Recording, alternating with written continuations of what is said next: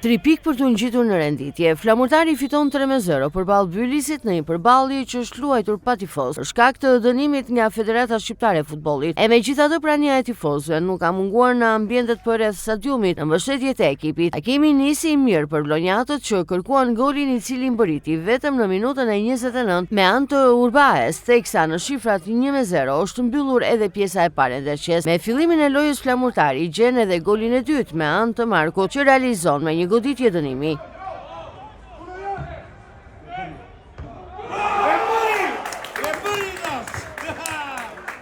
Goli i dytë i jep qetësi ekipit vlonjat që luan pa presion dhe pas një goditje e këndi është Maksuti që shënon edhe golin e tretë të takimit, duke e vullosur shifrat 3-0 për vlonjatët që marrin kështu 3 pikë shumë të rëndësishme në luftën për qëndrimin në kategorinë superiore. Pas ndeshjes trajneri flamurtarit Francesco Moriero e ka quajtur shumë të rëndësishme këtë fitore, por që duhet të vijohet në këtë rrugë.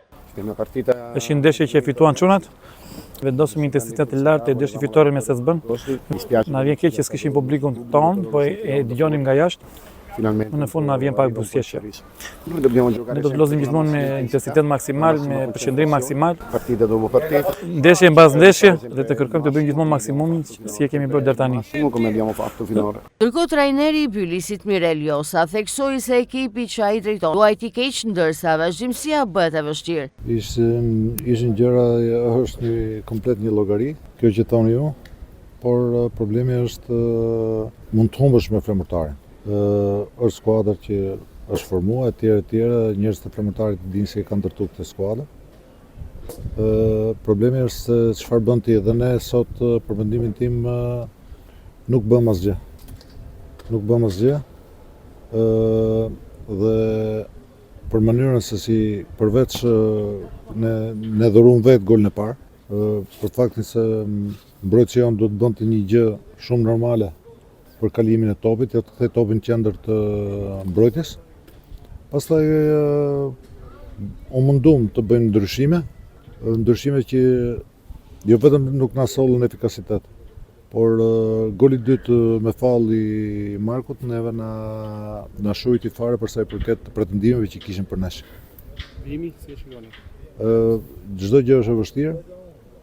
Gjitha skuadrat janë të forta. Problemi është se çfarë do bësh ti, dhe mënyra si do mblidhesh ti, dhe çfarë problemesh do kesh gjatë pas një ndeshje, sepse dalin dhe probleme, qoftë dëmtime, qoftë kartona etj. Problemi është si do të ekuilibrohemi. Dhe më rëndësishme është si do të nërret skuadra, të nërret besimi që mund të bëjë diçka.